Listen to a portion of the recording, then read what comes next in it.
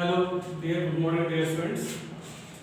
So, in yesterday's class, we have discussed the Bose postulates, postulate 1, postulate 2, postulate 3. Okay. So, in today's class, we are discussing a very important derivation. Okay. They will ask you for 5 marks or 3 marks. Okay. So, we are deriving an expression for the radius of nth orbit of electron here. Now let us consider an electron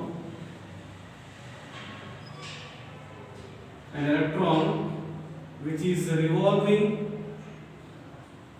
revolving around the nucleus. We are having a radius r from this electron to this nucleus. We are having a radius r. So here Z is the charge of the nucleus, and here minus E is the charge of the electron here. As you know that electron is having a negative charge, and here we are whatever the electron which we are considering here, which is having a mass m here. We are considering an electron of mass m revolving around the nucleus having a charge plus Z, and the electron charge is having a negative charge here, and we are having the r is the radius. So we are finding the radius of the nth orbit of the electron. Okay. So now, as this electron which is revolving around the nucleus, where the electrostatic force between the electrostatic force between the electron and the nucleus is given by Fe. Fe means electrostatic force between the electron and the nucleus is given by half 1 by 4 pi epsilon Ze into E divided by r square. Product of the two charges. So I can write this as F is equal to 1 by 4 pi epsilon naught Ze square divided by r square, equation number 1. So this is an equation which is called as the electrostatic force between the electron and the nucleus is given by Fe is equal to 1 by 4 epsilon Z square divided by r square. It is according to, I think you have studied the Coulomb's law. Electrostatic, that is Coulomb's law. That is what same equation I am writing here. Product of charges between the two, that is product of two charges, and it is inversely proportional to the square of the distance between them. Okay. The force of attraction is directly proportional to the product of the two charges and inversely proportional to the square of the distance between them. R is the distance between the two charges here. Okay. Now this provides the centripetal force for the electron to revolve around the nucleus. So that centripetal force can be written as Fc is equal to, that is mv square divided by r. Here Fc means centripetal force. Okay. So the centripetal force can be written as Fc is equal to mv square divided by r. We can write this as equation number 2. Since here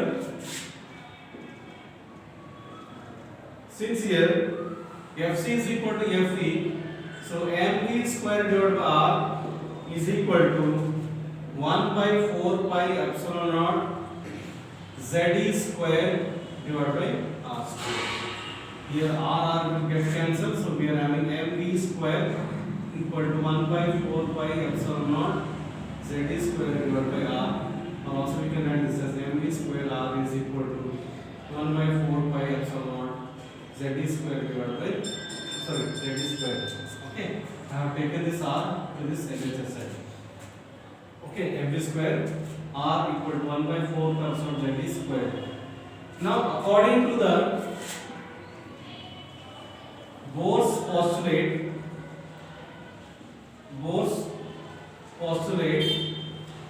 the angular momentum of the electron in the nth orbit is given by mvr. We know that I have explained the second postulate, that is L is equal to nh by 2 pi.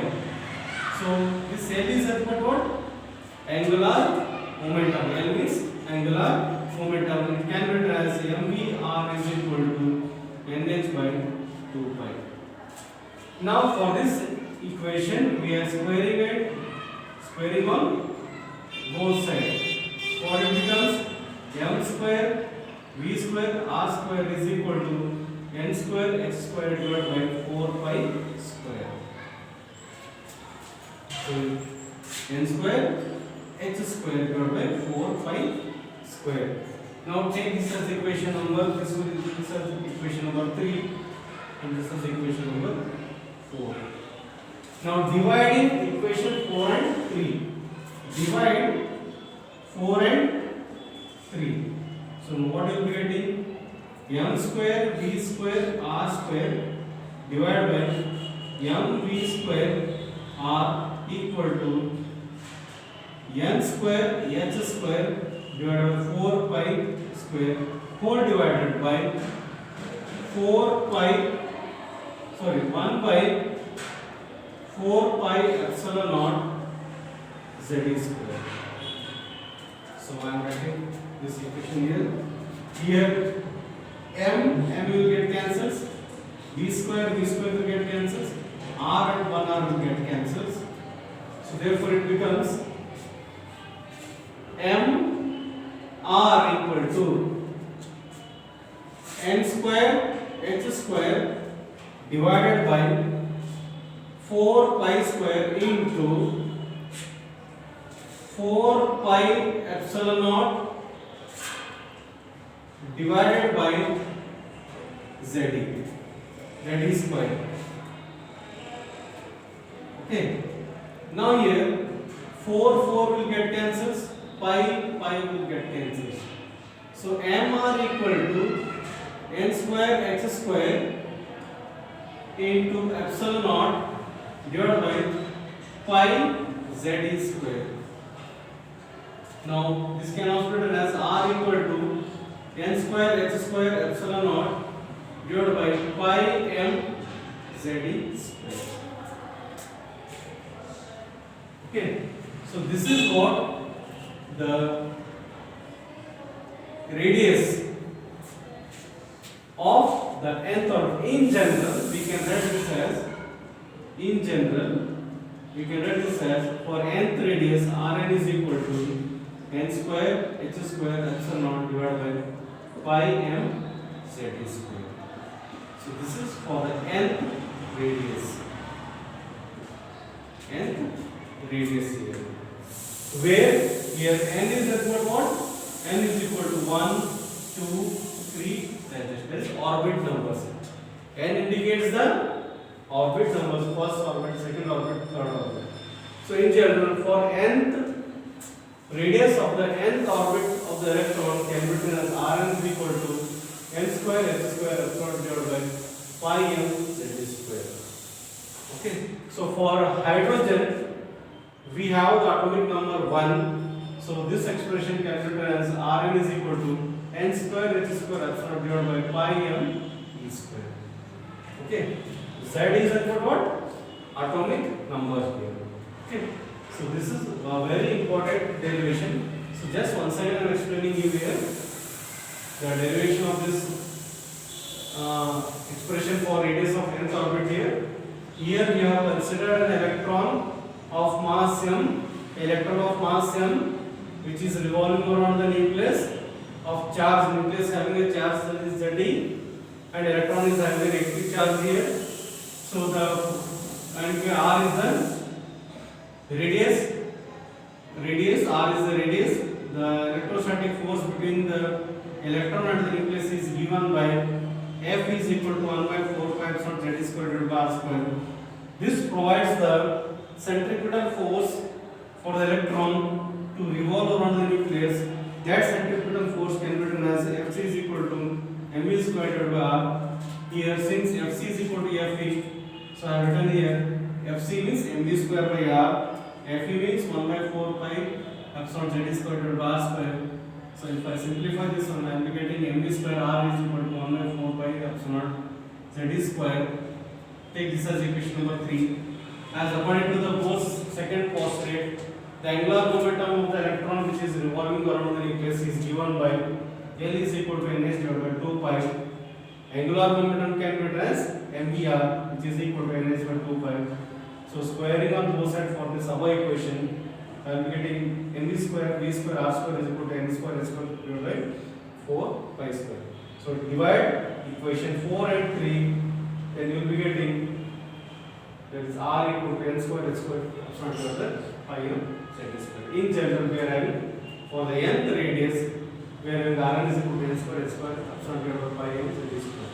For hydrogen, we are taking this as z is equal to 1. Okay.